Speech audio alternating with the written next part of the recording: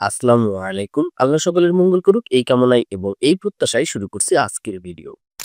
আপনি যদি নতুন ভোটার হতে চান তাহলে কিন্তু এখন খুব সহজেই নতুন ভোটার হতে পারবে। নতুন ভোটার হওয়ার জন্য বাড়ি, বাড়ি গিয়ে তথ্য সংগ্রহকারীরা তথ্য সংগ্রহের কাজটা কিন্তু ইতিমধ্যে শেষ করে ফেলেছে। এখন চলছে ভোটারদের ছবি তোলার কাজ। এখন অনেকেই কিন্তু তথ্য সংগ্রহকারীদের কাছে এই তাদের কাছে নতুন ভোটারের যে ফর্ম সেটা ফিল আপ করতে পারেননি।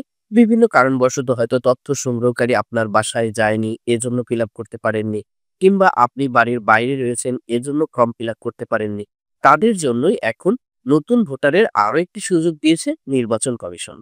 এখন যদি আপনি ভোটার হতে চান তাহলে আপনাকে ফর্ম ফিল আপ করতে হবে না। এখন আপনি জাস্ট যেদিন আপনার এলাকাতে ছবি উঠানো হবে, সেদিন যদি আপনি সরাসরি ছবি ওঠার কেন্দ্রে যান, সেখানেই আপনি নতুন ভোটারের ফর্ম ফিল আপ করতে পারবেন।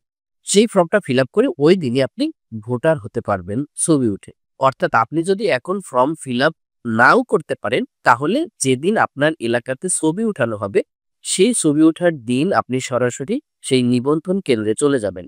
যাওয়ার পরে আপনি সেখানে তথ্য সংগ্রহকারীকে পাবেন, যিনি বসে রয়েছে আপনার কোনো একটা টেবিল নিয়ে দেখবেন যে তথ্য সংগ্রহকারী, সুপারভাইজার তারা কিন্তু সেখানে সেই সেন্টারে অবস্থান করছে।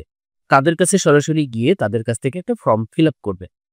তাদের কাছ থেকে ফর্ম কালেক্ট করে সেটা ফিল আপ করে তার সাথে যে কাগজটা জন্ম নিবন্ধন, বাবা-মায়ের আইডি কার্ডের কপি এবং একটা নাগরিক সনদ, এই কাগজগুলো দিলেই কিন্তু এখন এই মাঠ পর্যায়ে ভোটার হওয়া যাচ্ছে।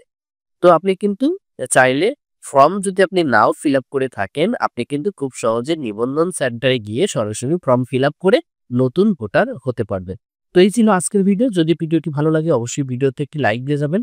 আর আমার চ্যানেলটি যদি এখন পর্যন্ত আপনি সাবস্ক্রাইব না করে থাকেন, অনুরোধ করব অবশ্যই চ্যানেলটি সাবস্ক্রাইব করবে। আল্লাহ হাফেজ।